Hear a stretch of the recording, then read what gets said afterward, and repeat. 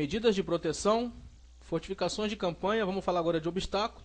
Vamos ver a definição de obstáculo. Na concepção militar, um obstáculo é qualquer acidente do terreno, condição do solo ou ambiente, existente ou resultante de fenômeno meteorológico adverso, ou qualquer objeto, obra ou situação criada pelo homem, exceto o fogo das armas, né, no caso. E ele é utilizado para canalizar, retardar ou impedir o movimento do inimigo numa determinada direção. Então isso aí é a definição de obstáculo. Embora o obstáculo deva ser denso bastante para impedir uma fácil penetração na posição defensiva, não deverá ser tão denso que seja facilmente identificado em fotografias aéreas ou ofereça um bom alvo para a artilharia inimiga. Ou seja, você não tem que ter aquela obra faraônica, né, de obstáculo para você poder impedir que o inimigo avance. Por quê? Ele, com numa observação aérea, ele vai conseguir fazer aquilo, ou um observador avançado ali de uma espécie de artilharia, ele vai conseguir achar aquelas coordenadas muito facilmente e com certeza você vai ser abatido por fogos. Então não é interessante, né, como diz aí, ele ser denso bastante, né, ele ser muito... aquela obra faraônica mesmo, você colocar um obstáculo que é intransponível. Não. A intenção do obstáculo não é essa, senão isso pode voltar contra você, né? Continuando, artilharia inimiga. Os obstáculos deverão ser simples, de modo a poderem ser feitos rapidamente pelas tropas com pouca experiência. Ou seja, não são obstáculos feitos pela engenharia, né? São obstáculos feitos ali rapidamente, né?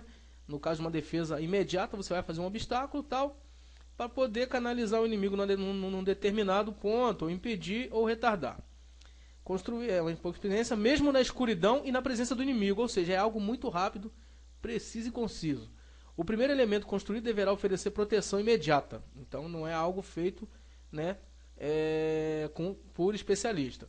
O restante deverá ser executado sob a proteção do que já se encontra pronto. Então você vai fazendo aqueles primeiros momentos ali, você vai fazendo aquele obstáculo imediato, e aí sim você vai criando outros e vai melhorando.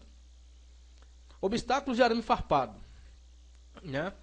Entre os vários tipos de obstáculos, os de arame farpado são os mais empregados em qualquer tipo de operação.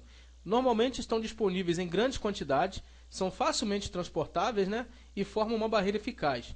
Oferecem o máximo de interferência por tonelada de material, ou seja, 1 tonelada de arame farpado dá para você fazer um obstáculo bem feito, né, e uma extensão bastante grande.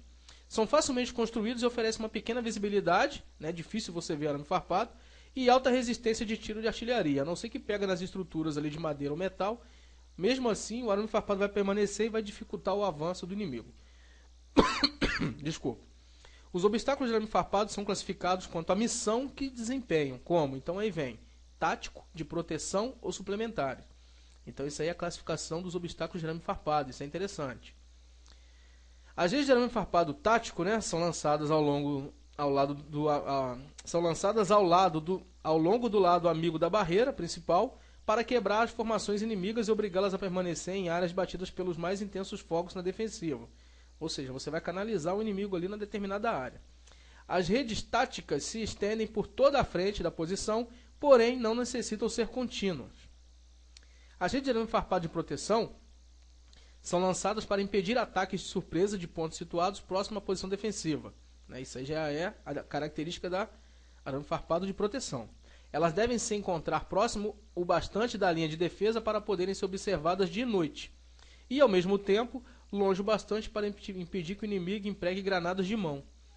Você usando esse obstáculo de proteção, você vai impedir que aquelas granadas de mão sejam lançadas ao ponto de ele abrir uma linha, né? No caso de abrir uma brecha na linha defensiva. Dependendo do terreno, uma distância entre 35 a 75 metros satisfaz essa exigência no caso, né? Então, de 35 a 75 metros é o suficiente.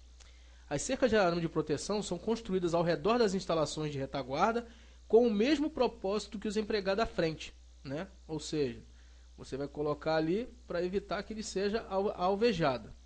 Quando construídas ao redor das áreas de companhia, podem ser ligadas de modo a rodearem todo o batalhão.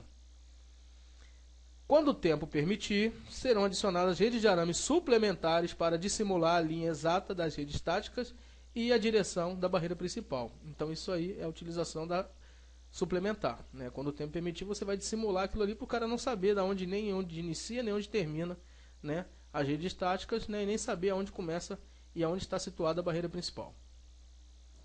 Outros obstáculos, né, aí o manual diz que os outros obstáculos, tais como crateras, abatizes, os fossos anticarros e o agravamento de margens de curso d'água, devido à sua complexidade, não serão apresentados nessa publicação. Então é bom só você saber quais são, que outros tipos de obstáculos são esses, né, que é cratera, abatizes, fossos anticarros e o agravamento de margem de curso d'água. Para que serve cada um não é interessante para a gente, não cai em nível de prova. Tá beleza? Então com isso nós terminamos essa aula e até a próxima.